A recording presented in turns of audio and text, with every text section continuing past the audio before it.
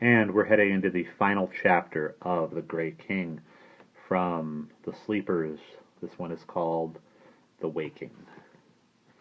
When Will came to Talia Lynn, he knew he must try to keep out of sight. There was no way of telling where Caradog Pritchard might be, whether he had gone to Idris Jones's farm, where he would have turned from there. Will thought of going to the farm to check, keeping hidden around the bend in the lane, in case the battered gray van might be there. Then he changed his mind. There was too little time. Clutching his bundle, he rode on past the top of the Tybont Lane and came to the corner where the road curved round the lake. Talia Lynn lay before him, rippled by the wind that all day had sent chunky cumulus clouds scudding across the sky. Green with grass and brown with bracken, the mountains swept out and up from its shore at both sides. The dark lake filled the valley all the way up to the far end, where mountains met in a great V to make the pass of Talia Lynn. Will stared at the rippled water. Fire on the mountain shall find the harp of gold, played to wake the sleepers, oldest of the old. Where should it be played and when? Not here. Out on the unprotected valley road, he turned left and rode toward the side of the valley where, above the low, gentle green fields, the first dark slope of Cadair Idris climbed like a wall roofed by the sky. It was the slope on which they had found the dead sheep, the slope that its master, the Grey King, had shaken to throw Will down into the lake. Yet the instinct of the old ones drove Will to struggle toward it, to make for the stronghold of the enemy, in a deliberate challenge to the furious force driving him back. The greater the odds, he thought, the greater the victory. There was a muted roaring in his ears as he rode on with the bundled harp beneath his arm. Nearer and nearer the mountainside loomed above him. Soon the road would curve away. To stay by the lake, he must dismount and climb over the fields and up the slope of treacherous loose scree, to stand isolated overlooking the water. But he felt that was where he must go. Then suddenly, Caradog Pritchard stepped into the road in front of him and grabbed the handlebars of the bike, so that Will tumbled sideways into a painful heap on the ground. As he scrambled up, clutching the harp with an arm now hurting still more, Will felt not anger or fear, but acute irritation.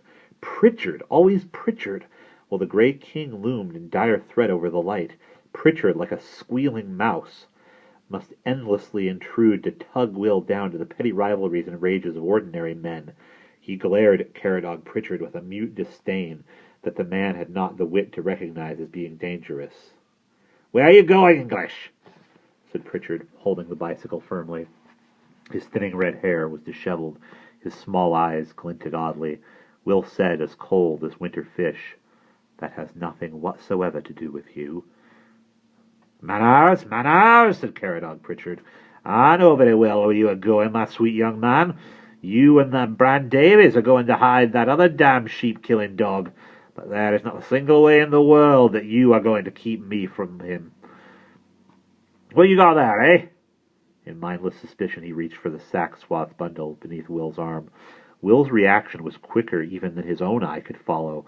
The harp was far, far too important to be placed in such foolish jeopardy. Instantly he was an old one, and in the full blaze of power, rearing up terrible as a pillar of light. Towering in fury, he stretched an arm, pointing at Caradog Pritchard, but met, in answering rage, a barrier of furious resistance from the Grey King. At first Pritchard cringed before him, his eyes wide and his mouth slack with terror, expecting annihilation. But as he found himself protected, slowly, craftiness woke in his eyes. Will watched warily, knowing that the Brennan Lude was taking the greatest of all risks that any lord of the light or dark could take, by channeling his own immense power through an ordinary mortal who had not the slightest awareness of the appalling forces at his command. The Lord of the Dark must be in a desperate state to trust his cause, to so perilous a servant. "Leave me alone, Mr. Pritchard," Will said. "I have not got John Rowland's dog with me.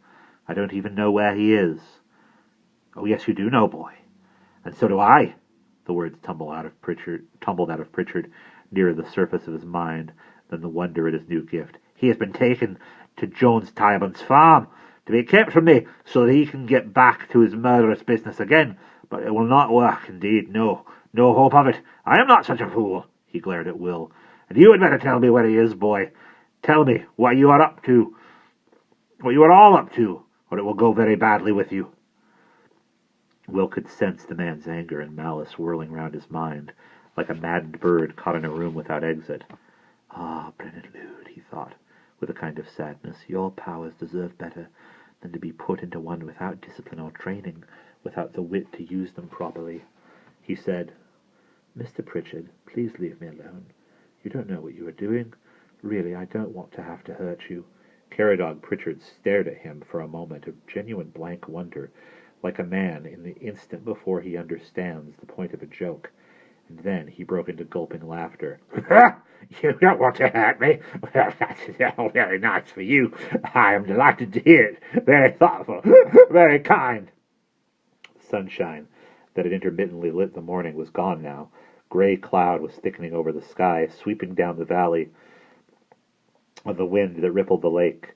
Some instinct at the back of Will's mind made him suddenly aware of the grayness growing like a weight all around, and woke the decision that took hold of him. As Caradog Pritchard's jeering laughter spluttered down into control, he took a step or two backward, holding the harp close at his side.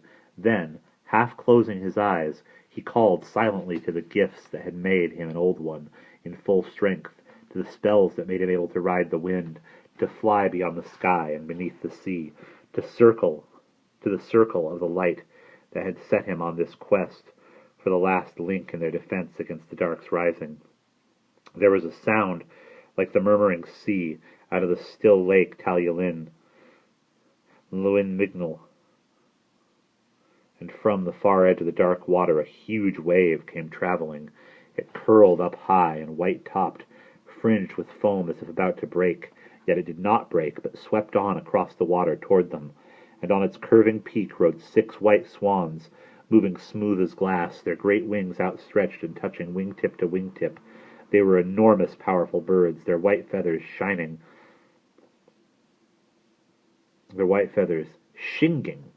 like polished silver, even in the gray light of the cloud-hung sky. As they drew nearer and nearer, one of the swans raised its head on the curving, graceful neck and gave a long, mournful cry, like a warning or a lament. On and on they came, toward the shore, toward Will and Caradog Pritchard.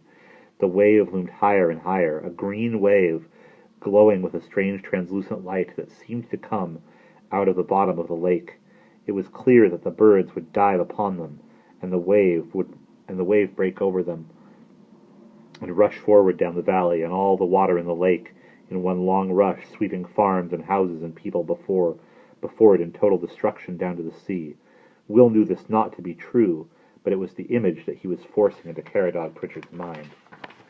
The white swan gave one more whooping morning cry, the shriek of a soul in utter emptiness, and Caradog Pritchard stumbled backwards, his small eyes bulging in his head from horror and disbelief. One hand clutched in his red hair. He opened his mouth, and strange, wordless sounds came out of it.